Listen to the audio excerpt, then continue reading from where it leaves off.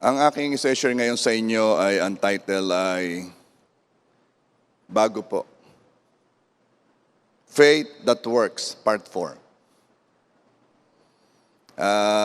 As we end the month of August, ay biyaya ng Diyos itong series natin about faith ay hanggang August yan eh. So we'll see kung ano sa September. This is the last part of the series about faith. It's actually number 5. Faith works when you speak it. Faith works when you speak it. Maaring aware ka na, pero mahalaga na laging napapaalalahanan na ang faith ay sinasabi. Ano? Bakit ba tayo ngayon for the last Sundays we talk about faith? Kasi nga,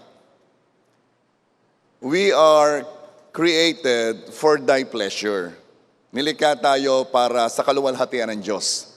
At paano natin siya maluluwalhati? It is impossible to please God without faith. Kaya napakahalaga ng faith At pag tayo nananampalataya, kumikilos tayo ayon sa pagka-design ng Diyos sa atin. So, faith works when you speak it. Ang salita ng Diyos ang lumikha ng lahat. Hebrews 11 verse 3. Dahil sa pananalig sa Diyos, naunawaan natin na ang sanlibutan ay nilalang sa pamamagitan ng salita niya. At ang mga bagay na nakikita ay mula sa hindi nakikita. So napakaliwanag, everything that we see were created through His Word. Salitang ng Diyos ang lumikha sa lahat. God's Word is the mother substance. Meaning, so nakakita kayo ng papel. Saan galing ang papel? Sa puno. Saan naman ang galing ang puno? Sa binhi. Saan ang galing ang binhi? Sa puno uli. Pag iyong tiningnan kung saan ang galing, it started with the Word of God in Genesis 1 verse 11. Sinabi ng Diyos, sibulan ng lupa ng halaman. Yun ang mother substance. Doon nagsimula. Hanggang ngayon, patuloy na lumilika ang Diyos sa pamamagitan ng sinabi niya noon pa. Kaya pag nakakakita kayo or pag nakakarinig kayo ng nanganak, it is the creation of God na nangyayari dahil may sinalita ang Diyos noon. Na ano?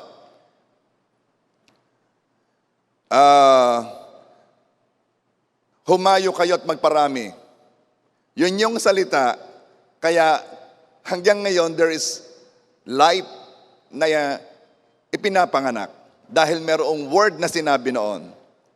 At walang makakagawa ng buhay kundi ang salita ng Diyos lang. Word is only as powerful as the one who gave it.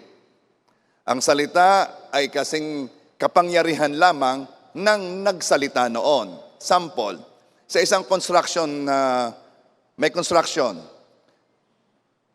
Halimbawa, yung nagle-labor doon o yung nagtatrabaho, sabi sa kaibigan, ay, ikaw ay ipapasok ko sa trabaho. That word is as powerful as the one who said it. May kapangyarihan bang magpasok sa trabaho yung labor? Compared mo sa ang nagsabi sa iyo, yung may-ari ng construction. Sabi, ikaw ipapasok ko sa trabaho kung ikaw willing. Mas may dating yon. Bakit? Yung salita niya ay ang kapangyarihan ay kung ano meron siya. Now you get the point, ano? Word is only as powerful as the one who gave it. Since God is all-powerful, His words are powerful. Since God is a creator, His word contains the power to create. Because the word is as powerful as the one who gave it. Okay, yes, Pastor, I know that God's word created everything. I know that His word is powerful as He is. But, anong kaugnayan niyan sa akin? Sige, makapangyarihan ang salita ng Diyos. Anong relasyon yan sa akin? Heto yon. Genesis 1:27.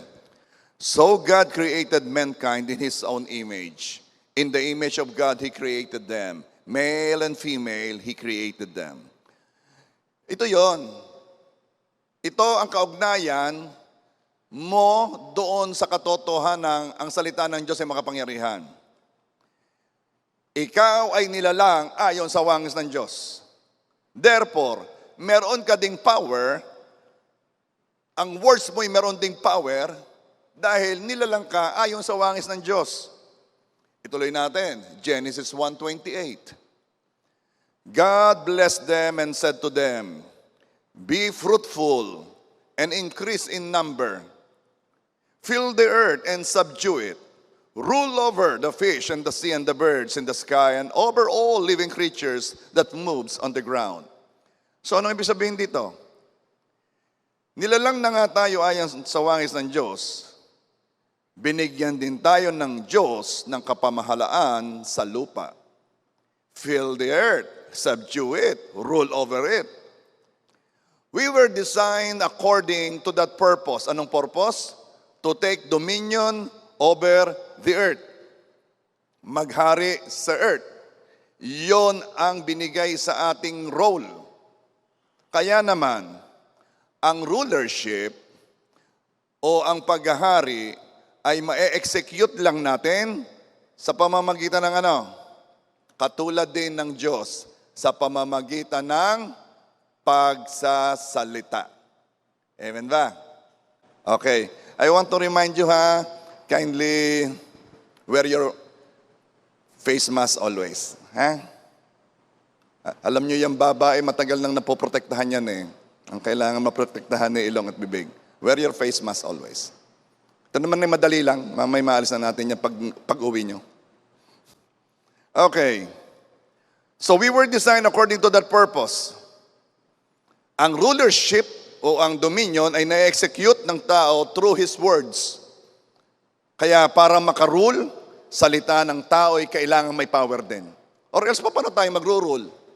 Kung nilikha tayo ayon sa wangis ng Diyos, nagro-rule ng Panginoon sa pamamagitan ng kanyang salita, then, paano tayo magro-rule? The same thing, the same way. Okay, fast forward tayo. Nagkasala si Adan at si Eva. Isinuko ng tao ang otoridad kay Satanas. Bakit? Kasi noong nagkasala si Adan at si Eva, at that time, isinorender na nung dalawa ang dominion sa earth. Yun ang hindi nila alam eh.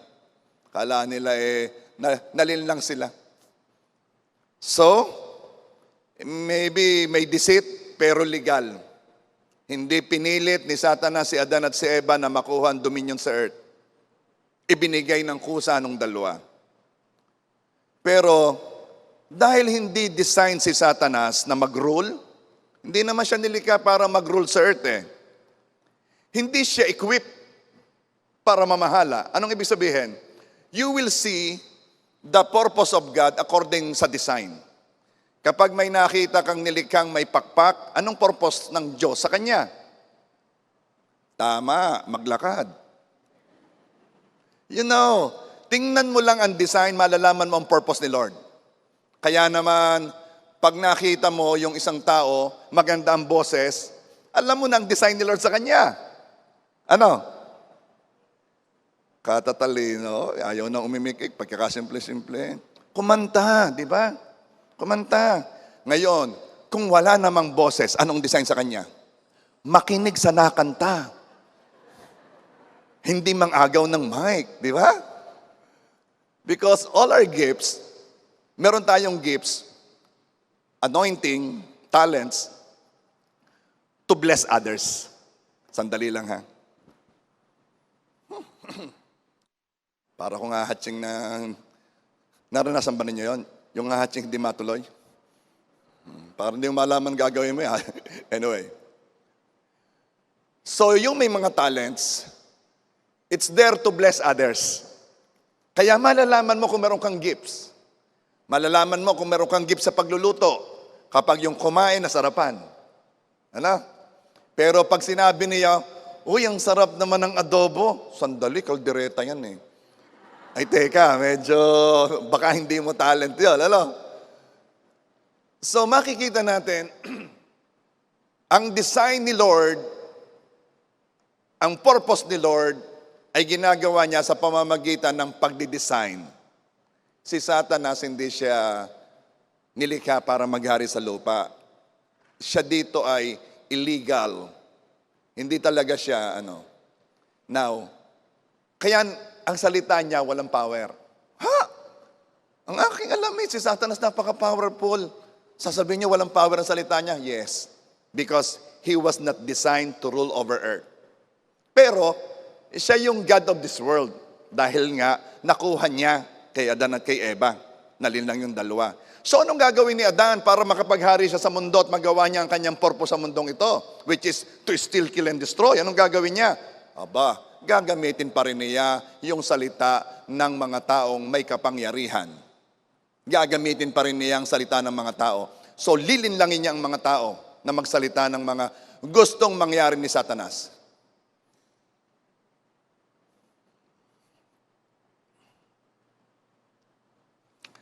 Kaya, ang ginawa ni Satanas, ang tao tinakot.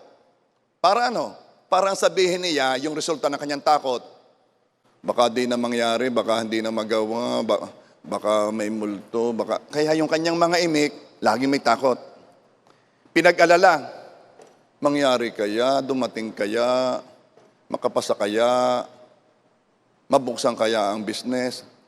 Lahat ng mga worries, inilalagay niya sa isipan ng tao. Bakit? Para yun ang sabihin. Ginalit ni Satan. Para ano? Para wag lumabas ang salitang magbibuild at ang lumabas ay salitang magdidestroy. Lahat na salita niya, nawasak. Bakit? May galit eh. Ano pa? Nilinlang niya ang mga tao na salitain ang mga salitang hindi magbi-build up sa halip, salitang nanakaw, papatay at wawasak. Kaya naman, ang mga tao ay nalinlang, paano mo malalaman? Kasi sa ganitong mga sagot, ang sasabihin ng mga tao, ala, yun may salita lamang, hindi man nakakasakit yan. Kung na masyado ka namang balat sibuyas para salita lamang, hindi naman nakakapanakit ang salita. Kung ang salita ay salita lamang, kung ang salita is just a word na walang nangyayari, why is it na sabi ng Matthew 12:36? Sabi ng Matthew 12:36, I tell you, on the day of judgment, people will give account for every careless words they speak. Mark 12:36. Aba, I tell you, on the day of judgment, people will give account for every careless words they speak. Kung ang salita ay walang saysay, bakit pananagutan natin ang ating mga salita? Matthew 12:36. Kasi nga, nalinlang tayo. We think ng ating salita nga lamang. Kaya pag naman tayo managot sa mga salitang walang ingat, kung yun ay baliwala lang. Kaya huwag kang magugulat ha, kung mostly negative ang salitang naririnig mo sa mga tao. Kasi nalinlang ng tao for a very long time since the fall of Adam and Eve. Ang marami sa sinasabi ng tao, influenced by Satan. Tingnan ninyo. Lahat ng mura, yung mura, ay masama ang meaning. Lagi yang may dalang galit. Lagi yang merong dalang nagpapababa sa iba. Pero bakit pangkaraniwan na lang ito? Bakit pangkaraniwan na lang naririnig? Yung mga naglalaro ng computer games, ay talaga, yung mga tao, ang mura, normal na normal. Bakit hindi bothered ang mga tao kapag sila'y nagmumura o nakakarinig ng mura? Ang iba'y tuwang-tuwa pa. Kapag may narinig na nagmumura, tuwang-tuwa pa. Ganito nakalalim ang deception. Ganito nakalalim ang pagkakalinlang when instead na nakakahiya, ay ang dating ay nakaka-encourage pa na magmura. Sinanay na ni Satan ng tao kahit sa expression lang. Expression lang naman, pastor, hindi naman mineme. Expression lang. Okay. Mag-isip ka ng magandang expression kung meron. Mag-isip ka. Sino dito ang pagka meron siyang gustong batiin, marunong kang mahiya. Yun ang sinasabi. Instead yung malimit yung marinig. Yung wala. Hiya. Ang sinasabi, marunong kang mahiya. Bakit? Ang expression pangit. Nag-iisip talaga ako Meron bang expression maganda? Bakit wala nagsasabing, buhay kang bata ka? Eto, nakarinig ba kayo? Dakila ang ina mo. Bakit laging pangit ang expression? Bakit walang magandang expression? Sa mga ekspresyon na gumagamit ng parte ng katawan, bakit ang ginagamit na parte ng katawan yung pang mga masiselan? Ba't hindi yung mga, bakit yung mga hindi proper na sabihin? Bakit yun ang binabanggit? Hindi nyo nakikita? There is a deception. Malalim na ang deception kapag ang akala mo, ikaw lang ang nagsasabi, gayong may nag-udyok na sa'yo, may nag-influence na sa'yo. This world is deceived. Talagang sinasabi niya ay words na influence ni Satan. Bakit? Kasi si Satan, hindi niya magawa ang gusto niya. Kailangang manghiram pa ng salita ng mga taong nilalang ayon sa wangis ng Diyos. Na ang kanyang mga salita ay may kapangyarihan din. That's why nung si Adan ay nagro-rule siya sa pamamagitan ng pagsasalita. Bukod pa ang mga witch at mga satanista, ito talaga yung mga ahente ni Satanas na willfully ay sinasalita ang gustong pasabi ni Satanas. Yung mga yan nagre-ritual, nagcha-chant ng mga Latin words at kung ano-anong mga words na kahit sila hindi nila naunawa ng sinasabi nila. Pero ang meaning noon, pag tinranslate doon sa naunawaan nila, baka sila kahit sila magulat sa kanila sinasabi. Because doon ay merong minumurang anyway. This is how Satan rules. 2 Corinthians 4 verse 4, Satan, who is the God of this world, has blinded the minds of those who don't believe. Pag sinabi mo ang salita, para salita lamang, nabulag na. Binulag na ni Satanas. Now, words are not just to convey information. They are containers of spiritual powers. Sabi ng iba, sabi muna ng Kawikaan, 18:21. Kamatayan at buhay ay nasa kapangyarihan ng dila. At ang nagsisiibig sa kanya o doon sa salita ay magsisikain ng kanyang bunga. Kamatayan at buhay ay nasa kapangyarihan ng dila. Be careful especially those who are in authority.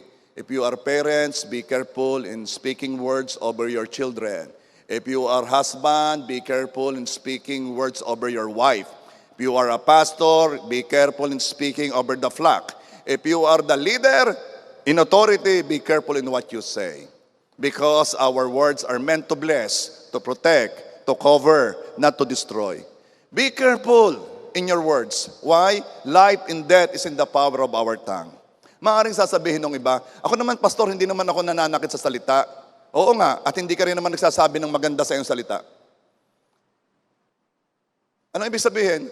Kung ang kapangyarihan, kung life and death is in the power of our tongue, kamatayan, at ang buhay nasa kapangyarihan ng ating dila, at sasabihin mo, hindi naman ako naglalabas ng kamatayan, hindi ako nagsasalita ng masama. Ay, oo nga, hindi ka rin naman nagsasalita ng buhay. It's the same thing. No. Hindi pwedeng hindi ako nagsasalita ng masama. Magsalita ka ng maganda. Why? Because words are not just to convey information. They are containers of spiritual powers. Kaya talagang dapat bantayan natin ang ating sinasabi. Kasi Baka without you even knowing it. Salita na ni Satan ang inuulit-ulit mo. Paano ba malalaman mo kapag salita na ni Satan ang inuulit-ulit mo? Kapag, madali yang malaman eh. Kapag merong diyang to steal, to kill, and to destroy. Kapag meron kang winawasak, may winawasak kang tao, may sinisira kang reputasyon, meron kang pinapatay na ambisyon, na pag-asa, kapag meron kang ibinababa, idinidiin, that's killing. And without you even knowing it, salita na ni Satan ang sinasabi mo. Kaya be careful. Huwag kang magpalinlang. Ang iyong dilay makapangyarihan. Sino dito ang you want to be anointed by God? Gusto mo nga kapag ikaw ay nag-pray, naririnig agad ng Panginoon. Gusto mo kapag nag-release ka ng blessing, tanggap agad ng marireleasean mo. Gusto mo pag nagsabi mo, oh bless po, I bless you, I bless you. May nangyayari talaga doon sa binebless mo, hindi lang ritual. Then be careful with your words. Kasi, ikaw ay pagkakatiwalaan ng Diyos kung ikaw ay napagkatiwalaan sa unang binigay. Dadagdagan pa yan. Kaya pag nag-bless ka, talagang bless kasi talagang blessing ang sinasabi mo. Because you are careful with your words. Sabi ng Diyos, ito'y pagtitiwalaan ko pa ng higit pang kapangyarihan. Bakit? Maingat siya doon sa kanyang salita. Kaya yung ibang sabi, salita lang naman yan. Sanay na siyang walang nangyayari sa kanyang salita. Bakit? Kasi nga, paano bibigyan ng Diyos pa ng more power yung salita mo? Kung hindi ka maingat dyan. If you are using it, if you are letting your tongue be used by the enemy.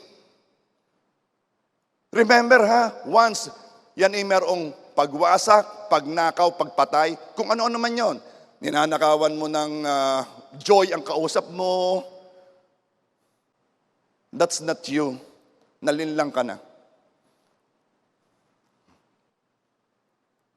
Bawasan.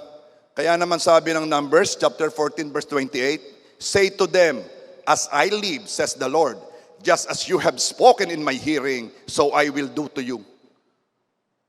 Sabihin mo sa kanila, hanggat ako'y nabubuhay, hindi naman mamamatay ang Diyos eh. Kung anong sinabi mo, kung anong narinig ko sinabi mo, yun ang gagawin ko sa inyo. Oh my. This is scary sa mga hindi maingat sa salita. Yung mga sasabi, ako, basta sinasabi ko nasa loob ko, ay ayaw kong katabi ka. Why? Kasi hindi mo alam ang kapangyarihan ng dila mo. Ako, alam ko.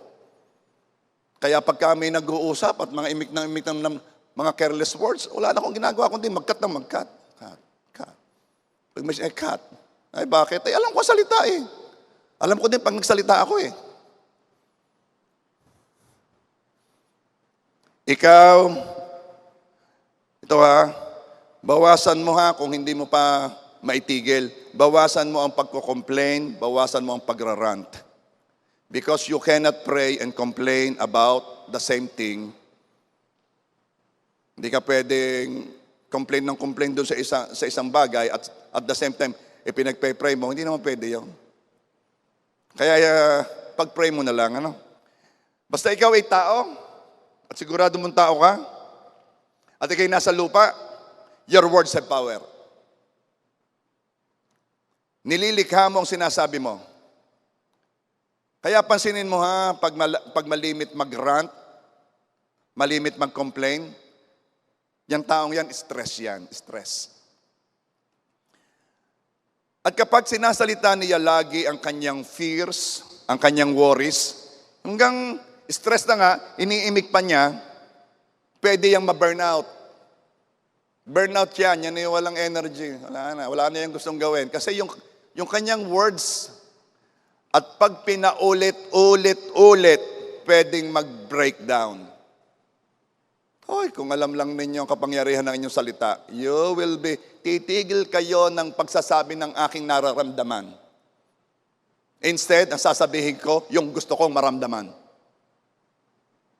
Unless gusto mo, ito lang sasabihin ko walang gustong sumama sa mga nagse-self-pity.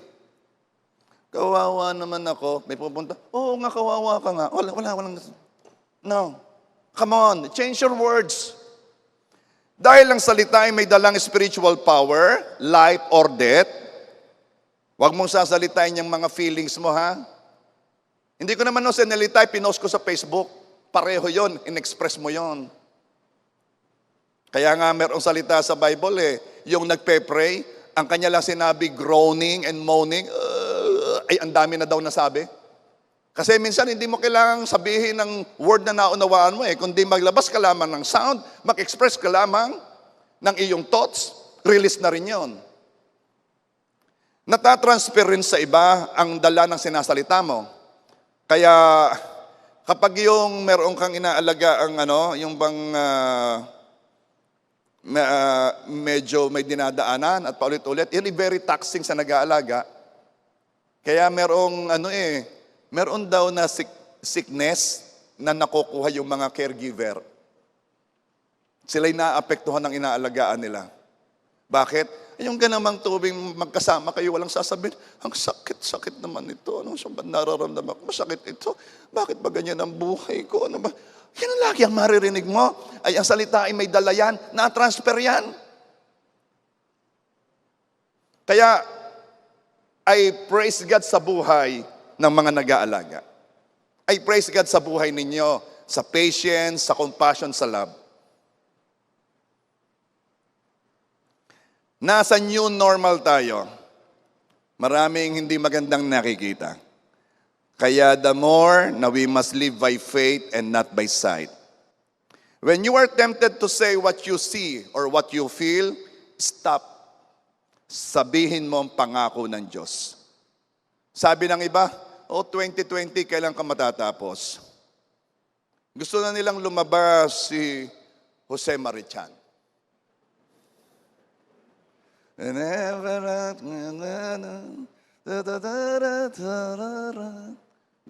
Huwag kayong mag-alala.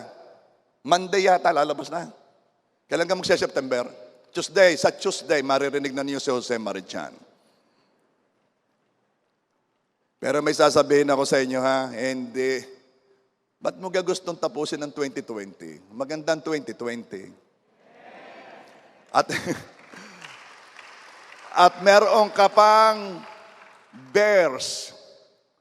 Saan mo makikita sa Bible yon? Hindi. September, October, November, December. May 4 kang bears. Kapatid, maraming magandang mangyayari dyan.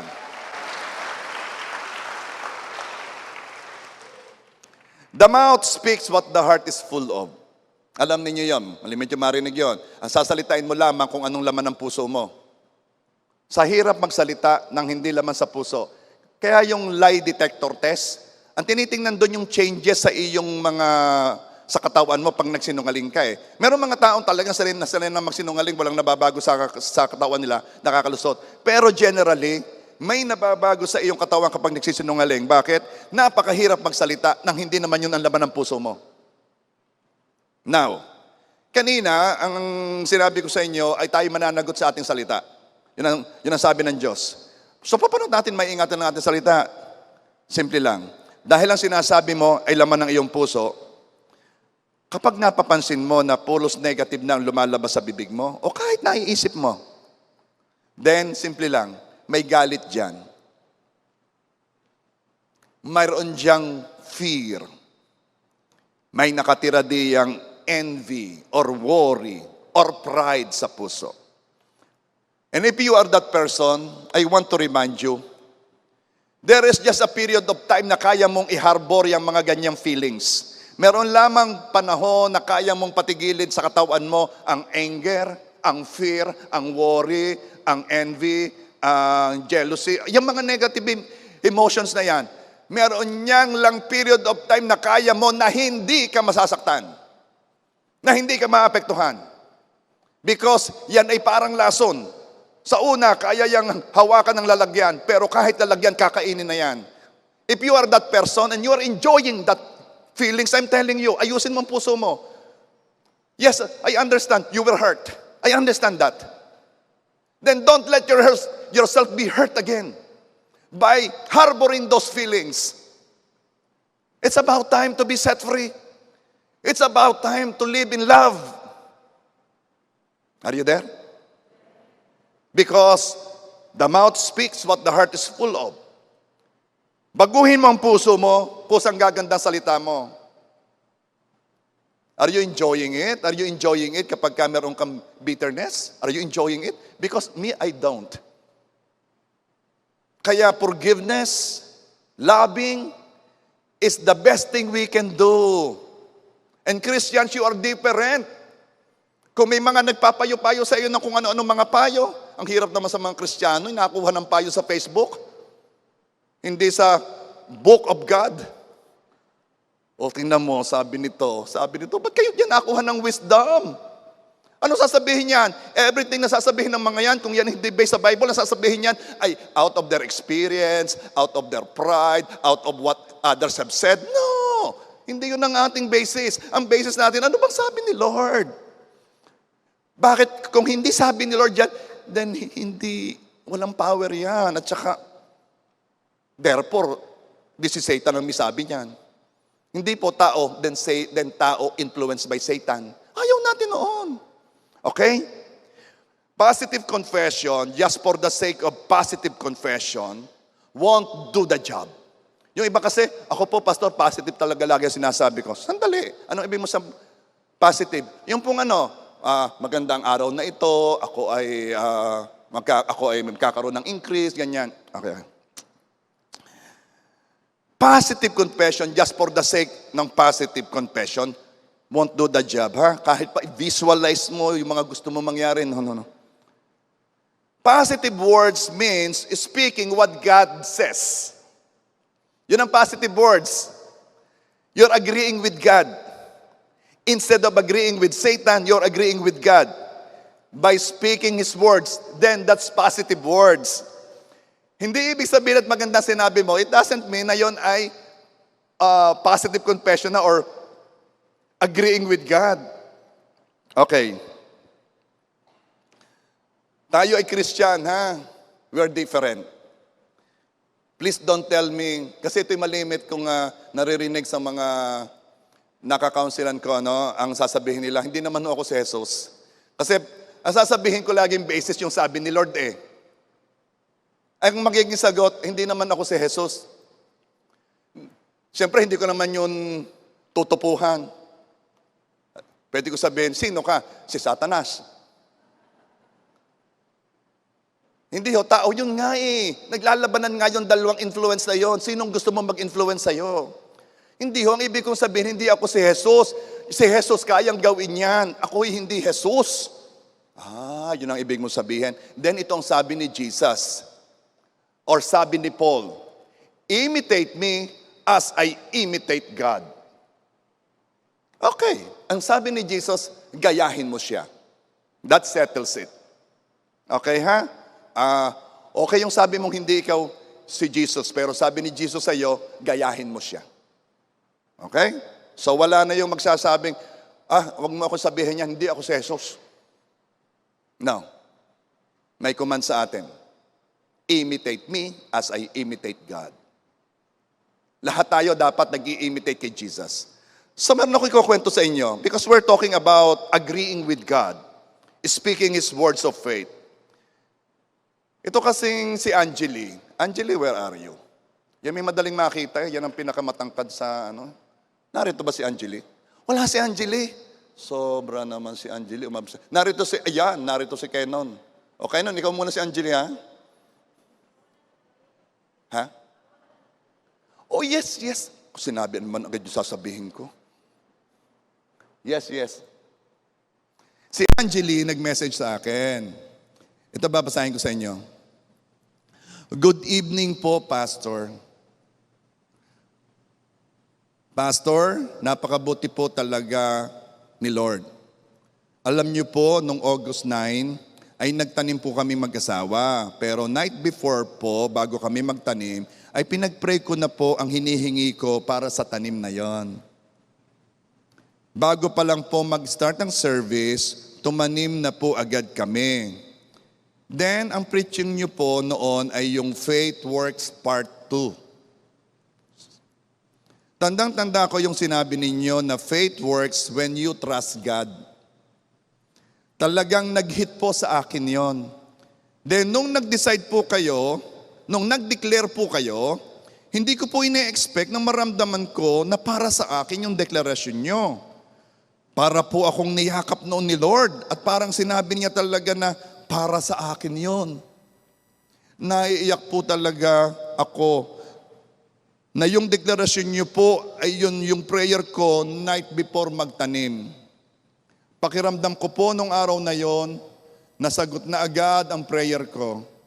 Pinanghawakan ko po ang deklarasyon niyo at nagtiwala po ako na akin yon. And then, ipinorward niya sa akin yung clip noong message na yon. Atin nga tingnan yung video clip noong Works Part 2.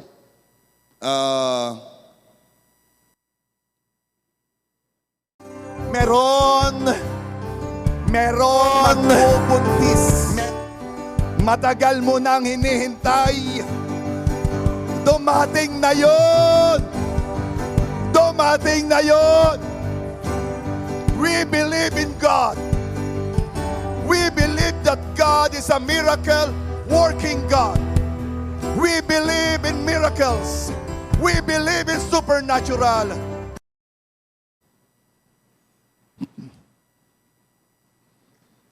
Palapakan muna natin si Lord. Actually, ito yung nung ako'y nag-declare, talaga iba nararamdaman ko, talagang dapat i-release ang word. Kaya ako excited na excited. Ganun eh. Pag punong-puno ang espiritu, kailangan may release. Excited ako noon. Talaga, ramdam ko yun. Ituloy natin ang message ni Angeline. After po ng service, pinanood ko yung live ninyo sa FB page.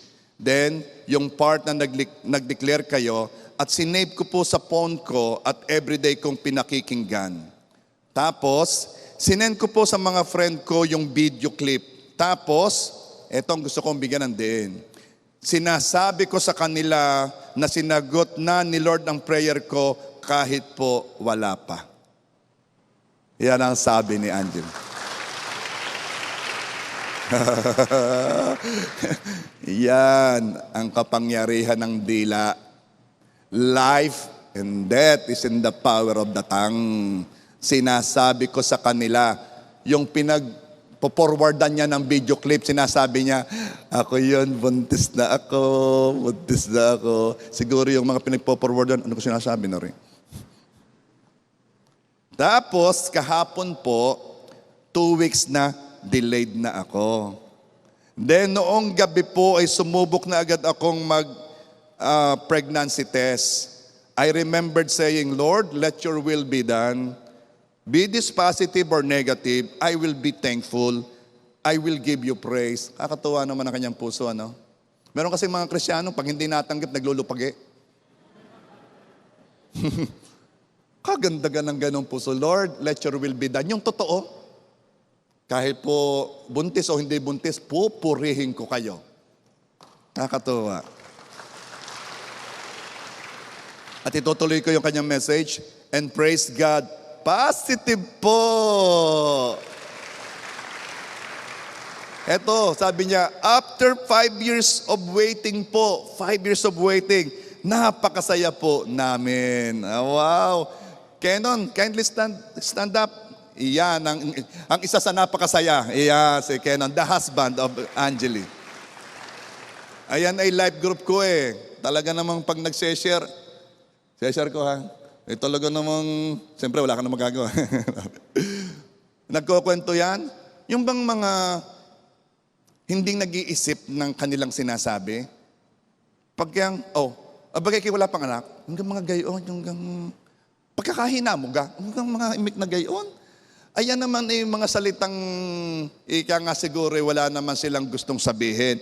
Ay naapektuhan din naman sabi, masakit na rin naman nung sinasabi. Yung naman lagi nang yung nasasabihin sa akin, kahina-hina ako daw. Ako naman yung naano na Kaya nga mga Christian ingat sa salita, hindi, huwag kayong bumati.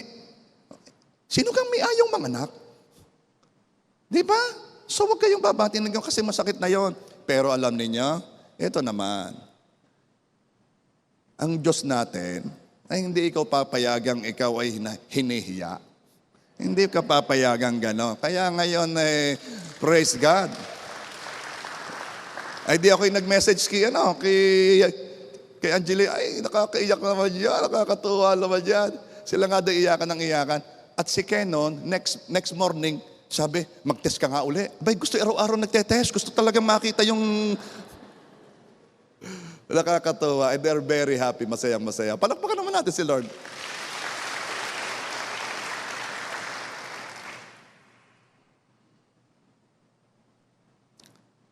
Okay, word contained with it the power to bring itself to pass.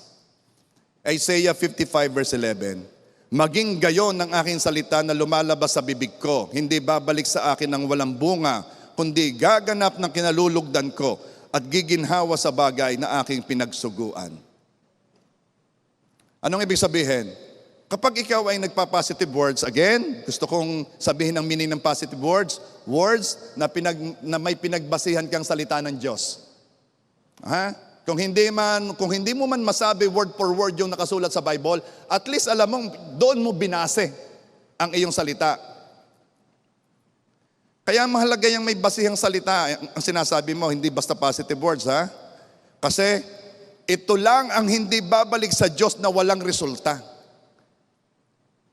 Kailangan yung salita niya, hindi salita mo.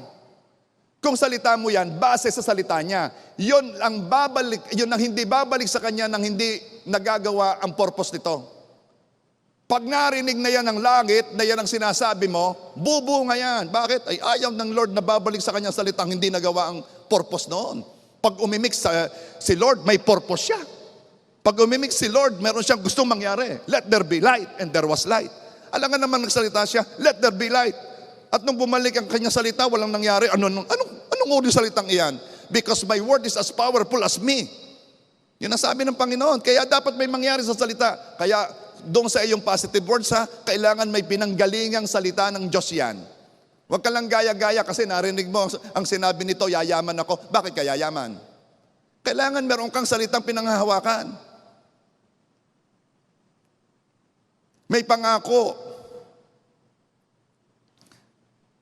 Sapagkat ang Panginoong Yesus ay nagpakadukha upang tayo maging mayaman.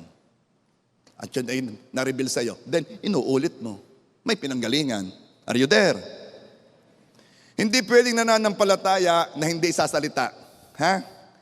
Hindi pwede dito ang tinatamad magsalita. Pati ba naman pagsasalita ng pinapanampalatayanan mo, katatamaran mo? Akala ko'y paghuhugas lamang ng pinggan. Dapat mo yung isalita. Bakit? Kahit kaligtasan, salvation, ay ating sinasabi. Roman 10:10. Sapagkat sa puso ang tao'y nananampalataya, kaya itinuturing na ganap. At sa pamamagitan ng bibig ay nagpapahayag. Kung ang pagpunta nga sa langit, dapat sabihin, ito ang reason kaya kayo pinatanggap. Ulitin mo itong salitang ito. O Panginoon, nagsisisi po ako sa kasalanan, tinatanggap ko po ang Panginoon, tinatanggap ko. Bakit pinauulit? Kasi ang kaligtasan ay pinahayag. Sa spiritual realm, di na kailangang i-vocalize ang salita. Ang thoughts ay sapat na. Pero sa lupa, kailangang isalita ito. Hindi pwedeng isip lang. Joel chapter 3 verse 10. Let the weak say, bakit hindi sinabing let the weak think? Hindi sinabing hayaan ng mahinang kanyang isipin. No, hayaan ng mahinang kanyang sabihin. I am strong. Sige, maaaring may kahinaan ka, maaari. Pero hindi yun ang sasabihin mo. Ano sasabihin mo? Malakas ako. Yun ang sasabihin mo. Pag may dinadaan ng pagsubok at may mga tao namang with good intention, gusto kang encourage, kaya mo yan, kaya mo yan. Alam mo, ang sunod doon, bakit ko kaya? Bakit ko makakaya? Yun, kailangang may paghuhugutan kang truth. Philippians 4:13, because I can do all things through Christ who strengthens me. Kailangan may pinaghuhugutan. Kaya sabihin mo, kaya ko ito. Isa pa. Pati kayong nasa live stream, ha? Sabihin ninyo, kaya ko ito. Okay. Don't use your words to talk about your situation. Use your words to change your situation. Romans 4:17, ang Diyos na nagbibigay ng buhay sa mga patay at tumatawag sa mga bagay na hindi pahayag na tila hayag na. Ito ang reason kaya sabi ni Angeli, siya'y buntis na. Kahit hindi pa naman niya nakikita. Bakit? Kasi ganun ang Diyos nagbibigay ng buhay sa mga patay. Tumatawag sa mga bagay na hindi pahayag, na para bagang hayag na. So hindi mo pa man nakikita, tawagin mo na parang nakita mo na. Ay nako, akin na yung kontratang yan. Parang gayon. Ay salamat sa aking trabaho, tanggap na ako dyan. Ay salamat sa negosyo, dire-diretso na yan, nasimulan na yan. Ganon ang imik, pagsasalita ng hindi pahayag ng mga bagay, tumatawag sa mga bagay na hindi pahayag na tila hayag na. Ano bang bakit sabihin ay hayag? Kasi hindi naman ibig sabihin at hindi pahayag, hindi totoo Ang ibig lang sabihin ng hindi pahayag, hindi pakita. Pero alam naman natin, mas totoo ang hindi nakikita kaysa nakikita. Lahat nga nakikita, mawawala Kaya, pagsasabi ng hindi pahayag, as if hayag na. Pagsasabi ng hindi pa nakikita, as if nakikita na. Yun lang yun. Hindi ka nagsisinungaling. Sinasabi mo pa rin ang katotohanan. Dahil humingi ka sa Panginoon, tumanggap ka. Kaya sinasabi mo, tumanggap ka. Ay, yung iba kasi, kailangan makita Kailan ba ako be-breakthrough? Breakthrough ka na. Sabihin mo, yung isang bagay na kahit hindi pahayag ay hayag na. Kahit ang nakikita mo ay opposite ng iyong hiniling sa Panginoon, sabihin mo nangyayari na. Bakit? Hindi totoo yan. Ang totoo yung pangako ng Diyos. Kaya pagkatulad ni Angeli, sinasabi niya doon sa pinag-forwardan niya nung video clip, sinasabi niya buntis siya, sinasabi niya katotohanan, pero hindi pahayag. Wala pa sa pisikal. Pero sinasabi na niya, yon ang ibig sabihin ng pananampalataya. Amen ba? May mga nakasanayan topics ng mga tao. Minsan, ay hindi maganda yung mga nadalaw sa ospital Sa totoo lang. Kaya noong kami ay pa sa mga hospital visitation, meron muna kaming training. Meron muna usapan. Ito walang magsasalita ng ganyan walang magsasalita ng ganyan. Bakit? Noon naman siguro may akin ang naikwento sa inyo. Meron naman akong nakasama noon nung nakita yung may sakit, sabi, ba't ka nagkaganyan, sister? Sobra ko, ano ba naman to? Nagpunta kami para mag-encourage, nandun kami para manakot. Hindi na nga binibigyan ng salmin si sister para wag makita ang kanya itsura. Dadati ko doon, Simula sabi ko, wag ka sasama sa loob Diyan ka na lang sa sasakyan. Kaya minsan di maganda yung mga nadalaw sa ospital. Bakit? Kasi pagpunta doon, laging ang tanong ano kang naramdaman? Kailan ka nangyari? Saan ka ba sakit? Tapos, ano ibig ko sabihin? Pagpunta doon, laging yan ang topic. Laging na lang i-explain ng pasyente, paulit-ulit sa dumalaw kung anong nararamdaman niya. Ay magaling ka kung sabay-sabay kayo para isang explain na Ay every 30 minutes, di uulitin na naman. Ay ganari kasi, dito ko naramdaman. Ano nangyayari? Inuulit-ulit niya ang kanyang nararamdaman.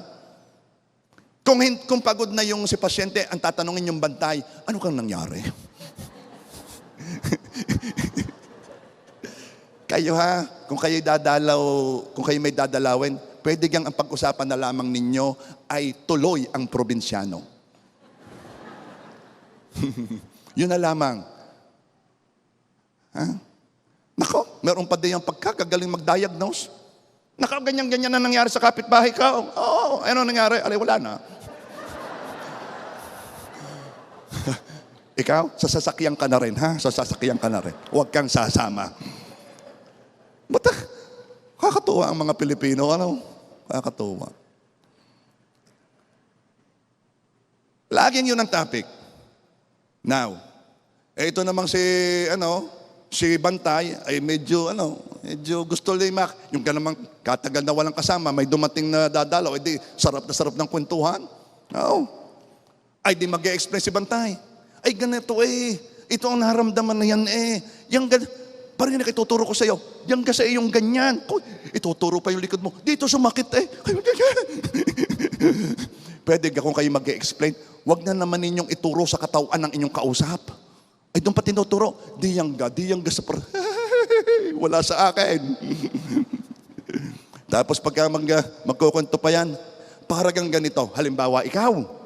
Ito ang naramdaman mo ganito, ikaw. Ay, di kayong dumalaw nung umuwi. Baka ako'y ano ba? Yung nang naririnig.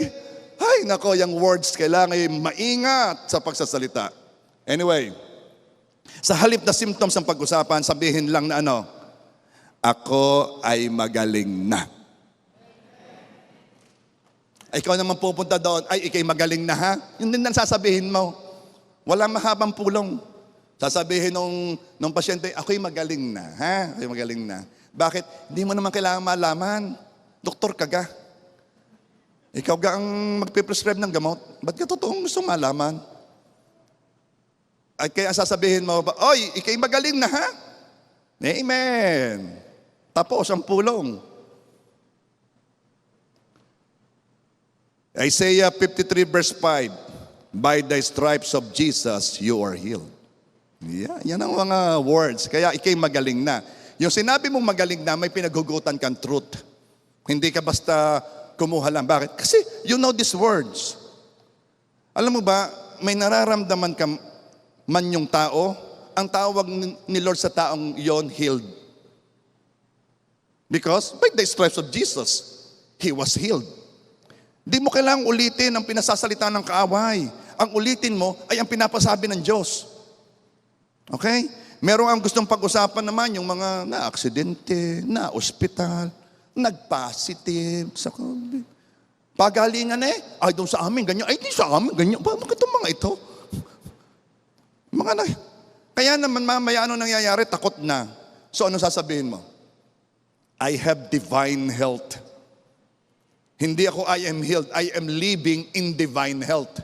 Hindi ako nakakasakit. I am living in divine health. O sabihin natin, I am living in divine health. At saka minsan pag kayo na pinag-uusapan, ano ka nangyayari? Nakakaroon ng fear eh. Ano naman nasabi ng Psalms 91:16? With long life, I will satisfy him and show him my salvation. So, ano sasabihin mo? Mahaba ang buhay ko. Oh, tindi, no? Yeah. Sabi yaya ng Diyos, mahaba ang buhay. Bakit? Eh, sabi ng Panginoon with long life, I will satisfy him. O sabihin natin, I have long life. Alam mo, may mga tao, dati wala namang nervyos. Biglang nagka-nervyos. Bakit? Dahil sa mga naririnig na pulos nagdadala ng takot. Long time ago, ewan ko, siguro mga nakakaalala nito yung mga medyo ano na. Merong isang satellite na babagsak, ang pangalan ay Skylab. Ay, mga bata itong mga ito. Alam mo ba yung Skylab na yon ay nasa news laging yun daw ibabagsak? Yung may liit na liit laking-laki ng earth ay di takot ang mga tao. Alam mo bang may namatay? Sa takot na baka mabagsakan nung Skylab. Ay sa dagat naman bumagsak eh. So anong ibig ko sabihin? Fear kills. Kaya kung kayo magsasalita, huwag kayong magsalita na may mga dalang fear. Yang COVID, lagi na lang yun ang pinag-usapan. Yung iba naman, ang gusto pag-usapan, yung pagkuha ng China sa ating dagat. At laging uulitin na pag pumalag daw tayo, gigirahin tayo. Hindi kayo puro takot na lamang. I'm telling you, kaya ang tao ay nagka-nervous breakdown sa dami ng fears na pinapasok sa kanyang sistema. Ang sabi ko, meron lamang kakayanan ng ating sistema na i-harbor yung mga negative thoughts na yan, whether it be fear or anger or bitterness, mamaya maaapektuhan ka na yan. Kaya it is for your sake to get rid of it. For your sake, not for the sake of anyone. For your sake. Because God loves you. Change that attitude. Attitude lang yan. Eh, Pastor, I was hurt. Yeah. Lahat nasasaktan. Hanggat narito ka sa mundong ito, lahat nasasaktan. Ha? You don't have the monopolies of hurt. Wala kang monopolya ng pain. Yung iba, Hindi lang sila nagsasalita. And they rather change, they rather transform, they rather imitate God than live a very miserable life. And I'm telling you, kayang-kayang pagandahin ni Lord ang buhay mo. If you will let Him, if you will let God, kayang-kayang ayusin, pagandahin ni Lord lahat. Amen ba? Sabihin mo, kayang pagandahin ni Lord ang buhay ko. Now, ang iba naman, kaya natatakot eh. Sabi ng 2 Timothy 1:7, for God had not given us the spirit of fear, but of power and of love and of sound mind. Hindi ka binigyan ng espiritu ng takot, hindi ka, anong binigay sa iyo? Binigyan ka ng espiritu ng kapangyarihan, espiritu ng pag-ibig, espiritu ng maayos na pag-iisip. Yan ang meron ka. Sabihin mo, I have power, I have love, I have sound mind. Kaya naman if there is anything that intimidates you, your future, your whatever intimidates you, ito lang masasabi ko, greater is He that is in you than he that's in the world. And if God be for you, who can be against you? At huwag kang matakot sa kaaway. Ikaw nga ang may kapangyarihan, nanlilin lang pa siya para magawa ang gusto niya. Ikaw ang magsabi ng gusto mo mangyari sa buhay mo. Speak words na magbi-build up sa iyo, na magpapaayos ng buhay mo. Kaya, if the enemy is telling you so many things, sabihin mo, I rebuke you in Jesus' name. Ay baka ho makagante. I can tread on serpents and scorpions and all the powers of the enemy, and nothing by any means can harm me. Alam mo dahil ako'y nasa deliverance, ang mga nasa ulado ko talaga mga warfare verse. Tawagin mo ang sarili mo kung ano ang pagtawag ng Diyos sa'yo. Don't be passive, be on the offensive. Yung iba kasi, hindi sila nagsasalita nga. Kasi ang sabi nila, okay na ako, hindi naman ako nagsasalita ng masama. Wag. Don't be passive. Be proactive. Be on the offensive. Yung ikay nagsasalita ng mga bagay na gusto mo mangyari. Hindi yung, ako hindi nagsasalita ng mga bagay na ayaw ko mangyari. No. Salitain mo pa rin. Are you there? Sabihin mo, ako ay mayaman. 2 Corinthians 8 verse 9. For you know the grace of our Lord Jesus Christ, that though He was rich, yet for your sakes He became poor, so that you, through His poverty, might become rich. Kayo kumuha ng mga verses, isulat niyo, basahin niyo ng basahin, and then saka kayo magsabi, ako'y mayaman. Bakit? Dahil dito. Ang Panginoong Jesus, kahit siya'y mayaman, ay siya'y nagpakadukha. Sa pamamagitan niya, ay ako'y maging mayaman. Then therefore, ako'y mayaman. Pag ikin nag-declare, ako'y mayaman, at nagtanong ang iyong kapatid o ang iyong anak, ay bakit ka mayaman? Sabi ni pastor, ay siya. Walang power yan. Sabi ng Word of God. Kasi yung sinasabi ni pastor, galing din lamang sa Word. Okay? Sabi mo ngayon, ako'y masayang mayaman. Meron kasi mayaman, di masaya eh. Ayaw ko noon. Gusto natin masayang mayaman. Proverbs 10:22. The blessing of the Lord, it maketh rich, and He adds no sorrow with it. This is what we're going to do. Speak words of favor until your spirit is revived. Marami kasing espiritu diyang nanghihina eh. Ang lalambot. Alam mo kung bakit? Kulang na sa pagkain. Kulang na sa mga salita of words of favor na ipapakain. Kaya naman sabi ng John 6:63, the words that I speak unto you, they are spirit and they are life. Yan ang spirito at yan ay buhay. Kaya kailangan natin yung salitang yan. Pag lagi mo yung sinasabi, nako, ang iyong spirito ay magiging active, revive, masaya yan. At kung anong nasa loob, lalabas yan sa bibig. Kaya naman, pag may nakausap man, sasabihin, ang sarap niyang kausap. Para bang I feel refreshed pag nakakausap ko siya. Kaysa naman sa, alam mo, nung nakausap ko yun, parang kakabigat-bigat. Wala naman sinabi, napil ko lang. Yung kanya namang words okay, pero parang kabigat. Kasi may dala yun eh. Alam mo yung words, kahit may sinasabi ka na itinatago mo, nararamdaman mo, dala pa rin ang words na yun eh. Kaya kapag sensitive yung spirit ng kausap mo, ibang feeling niya eh.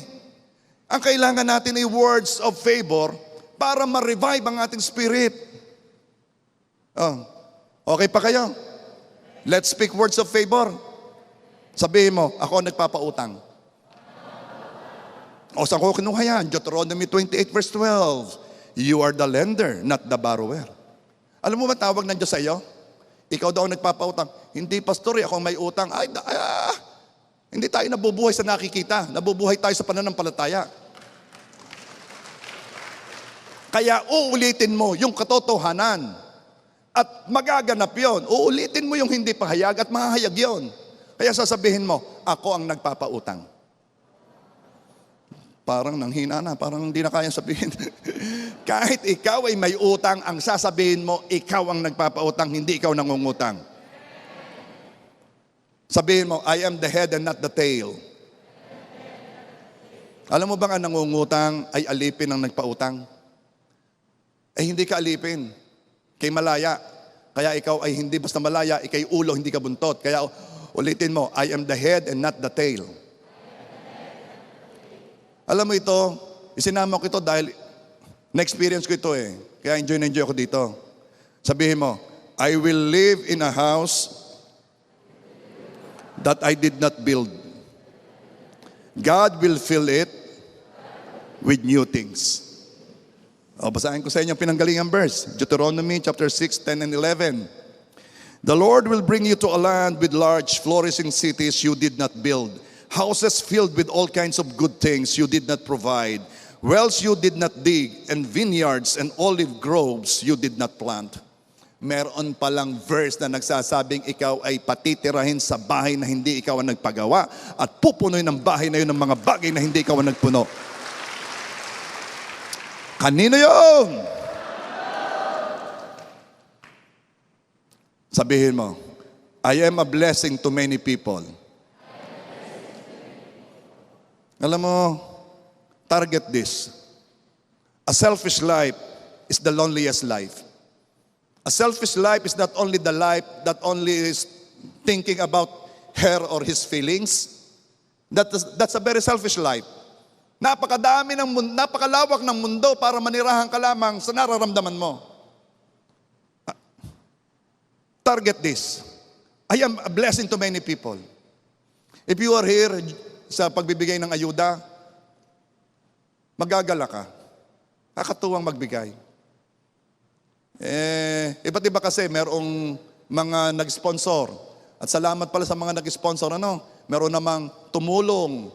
Merong nagtimbang ng tigpa 5 na kilo ng bigas. It takes time kapag 100 sako yung iyong kikiluhin. Merong nagiwahiwalay ng 10 itlog. I mean, they're happy. Pero ang sasaya ng mga binigyan din, ang sasaya, ang gandang tingnan pag sila'y lumalabas, may dala silang bag ng ayuda bag na with J.A.1 Rosario nakasulat. Ako enjoy na enjoy. At sila'y lalabas lahat. Walang pumasok dito na lumabas ng malungkot. Ang sabi nila, oy, sulit naman. Ibig sabihin, miski mag-tricycle, sulit. Aba, kadami naman laman kadami lalo. Para mo kang malalaman, hindi maganda dala yung iba ganun, mabigat-bigat din naman yun. So, ang saya-saya. Target this. Sabihin mo, I am a blessing to many people. At ano naman ang verse na pinanggalingan natin yan? 2 Corinthians 9 verse 8. And God is able to make all grace abound towards you, that you, always having all sufficiency in all things, may abound to every good work. Pinagpala ka, para ikaw ay sumagana sa mabubuting gawa. Alam mo ba, may mga tagumpay may mga nakita kayo mga successful. Amen ba? Pero alam mo bang hindi ka successful? Hindi ka tagumpay? Ano naman, pastor, sakit mo naman magsalita. Hindi yun nasabi ni Lord. Ano ka? Ikaw ay lampas sa tagumpay. Ikaw ay lampas sa successful. Sabihin mo, I am more than a conqueror. Iyon ang tawag ng Diyos sa iyo. Kaya huwag kang masayang, tagumpay. Hindi ako basta tagumpay. Ako'y lampas sa tagumpay. Grabe yan. Romans 8:37. Ngunit sa lahat ng mga bagay na ito, tayo'y higit pa sa mga nagtatagumpay. Wow! Higit sa nagtatagumpay sa pamamagitan niya na sa atin ay umiibig. Yee! Ang gaganda, no? O sabihin mo naman, ito talaga, gustong-gusto natin to. Sin has no power over me. Sarap niya. Lagi mo sabihin niya kapag may temptation, ang kasalanan ay walang kapangyarihan sa akin. Ay, hindi. Bumagsak ka noon. Well, it doesn't mean na may kapangyarihan yan. Ang may kapangyarihan na kasalanan ay ito. Nalugbo ka sa kasalanan, dumive ka, at nagpalangoy-langoy ka na, di ka na umalis. Yun, may kapangyarihan na kasalanan. Pero, nalugbo ka, umalis ka. Hindi, dumive ka uli, umalis ka. At namumuhay ka ng buhay na nagpapangiti sa Panginoon. Yun ang higit sa mananagumpay. Yun ang sin has no power over you. Ang kasalanan ay may power lamang kapag hindi ka umaalis. Pero kapag umaalis ka, kaya Christian ha, if other people will put you down, kung may mga tao magsasabi sa iyong you are a bad person, not exactly by the words, kundi by their action, sabihin mo, well, hindi yan ang sabi ng Diyos ko.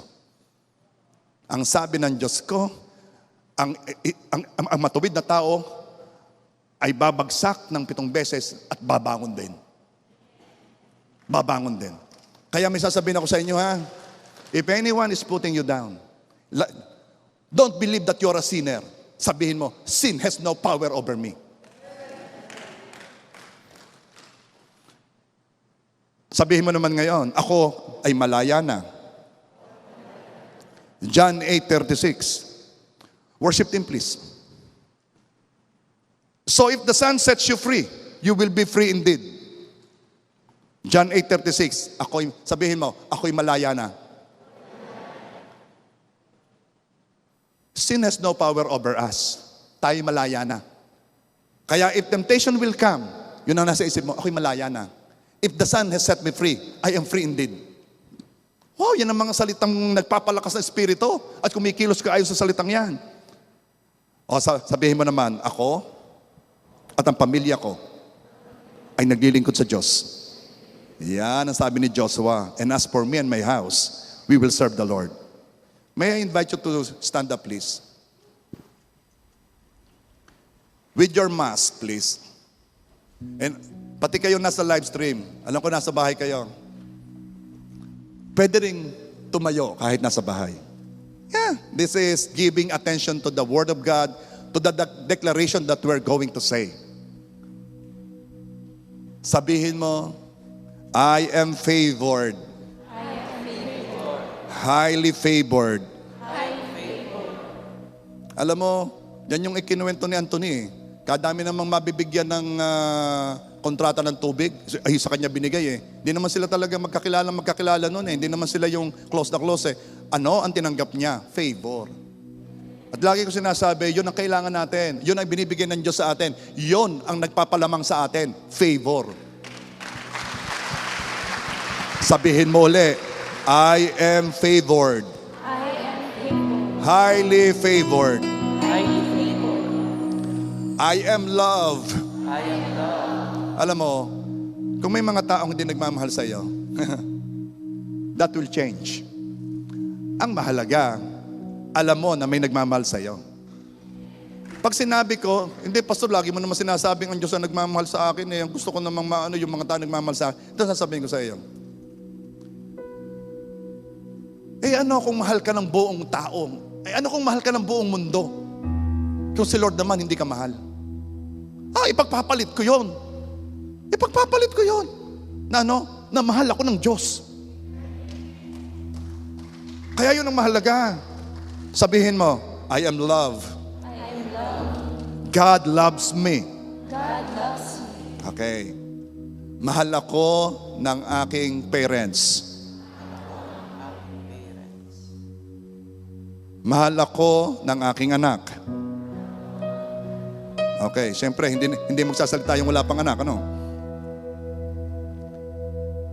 Mahal ako ng aking asawa.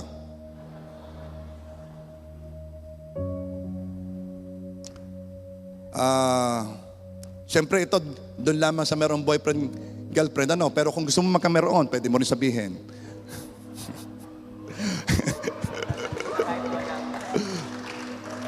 Mahal ako ng boyfriend ko. Mahal ako ng girlfriend ko. Ba't wala nagsasalita sa mga to? Okay. Mahal ako ni Pastor. Yan. Sino ba gusto niyo magmahal sa inyo? Ating i-declare. Kayo nang mag-declare. Siyempre, yung iba naman ano yan private na yan, di ba? Okay. Sabihin mo, I am generous. And getting more generous. Everything I touch prospers. New doors will open for me. Right people will walk into my life. Ang buhay ko'y pabuti ng pabuti. Paayos ng paayos. Ako'y payaman ng payaman. Pabata ng pabata. Paganda ng paganda. Papogi ng papogi. Pabanal ng pabanal. Let's sing this song.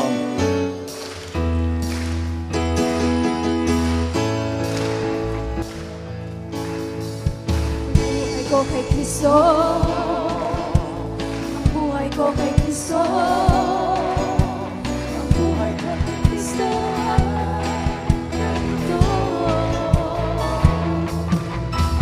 Ang buhay ko kay Kristo. Ang buhay ko kay Kristo. Ang buhay ko kay Kristo.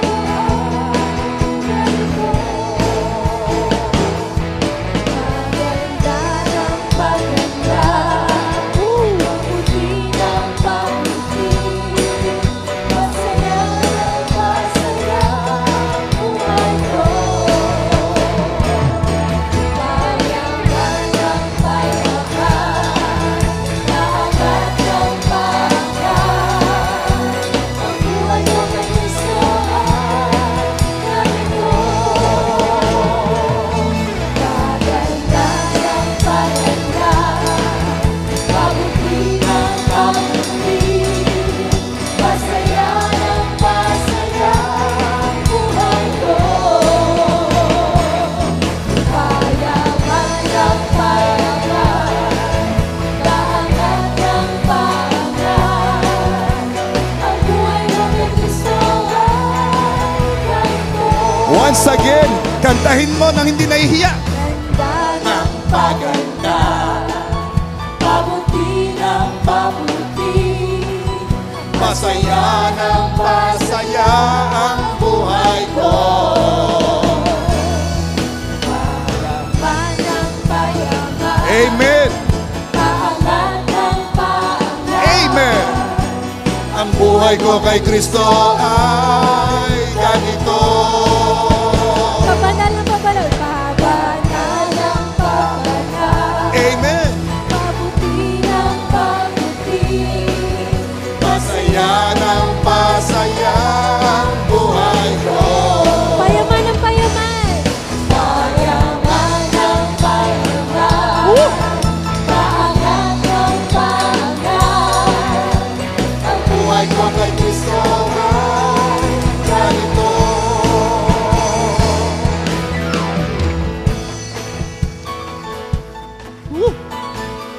Sige nga, sige nga. Makikinig kami. Woo! Clifford, sayaw ka nga dito.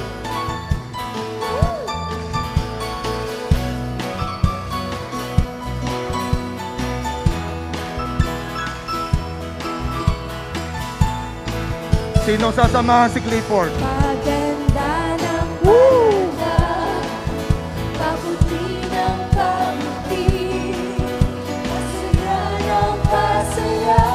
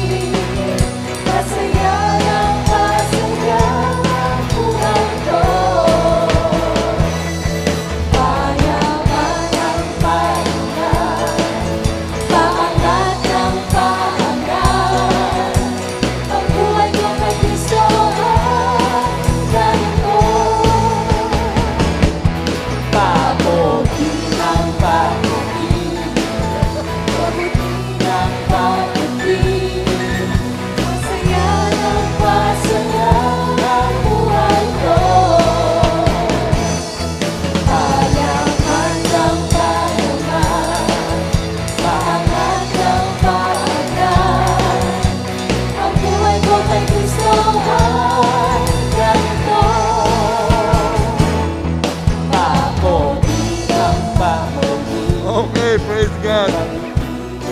Praise God. Continue sa bahay ha. Consistently declare words of favor in your life.